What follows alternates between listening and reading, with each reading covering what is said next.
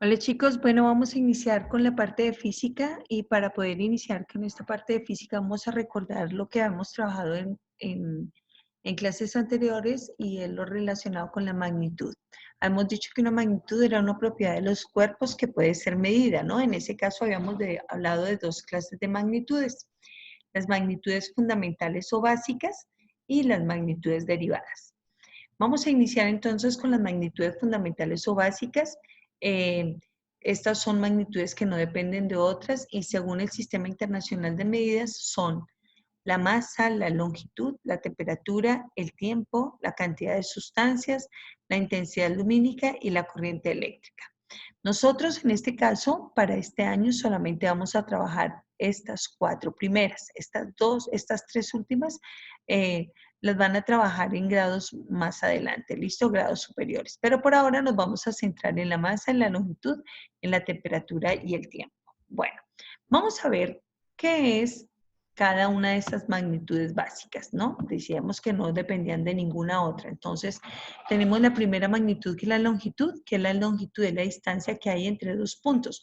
Si tú vas a medir la distancia que yo tengo entre esto y esto, entonces puedo utilizar una regla o puedo utilizar un metro. ¿Y qué es la longitud? Es la distancia que hay entre dos puntos. Este punto donde inicio y este punto donde termina la medida. Entonces, eso es una longitud. ¿Cuál es la unidad básica de la longitud? Es el metro y lo representamos con la letra M minúscula.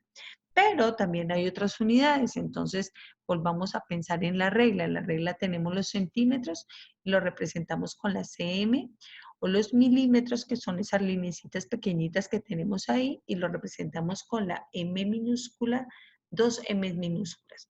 Pero si yo quiero saber, por ejemplo, la distancia que hay entre el Socorro y San Gil, entonces yo lo mido en kilómetros, y la distancia, y el símbolo de kilómetros es K y M, K de kilo y M de metro. O la milla, que la represento con la letra MI. La pulgada, cuando uno va a comprar un tubo, la pulgada es la parte, la pura puntica del dedo pulgar, y eso se representa con la I y la N, porque en inglés pulgada es inch. Muy bien. O el pie, que es feet en inglés, y el símbolo entonces es FT. Muy bien. Vámonos con la masa. ¿Qué es la masa? La masa es la cantidad de materia que posee un cuerpo y lo medimos en kilogramos y el símbolo de kilogramos es la K y la G. K de kilo y G de gramo.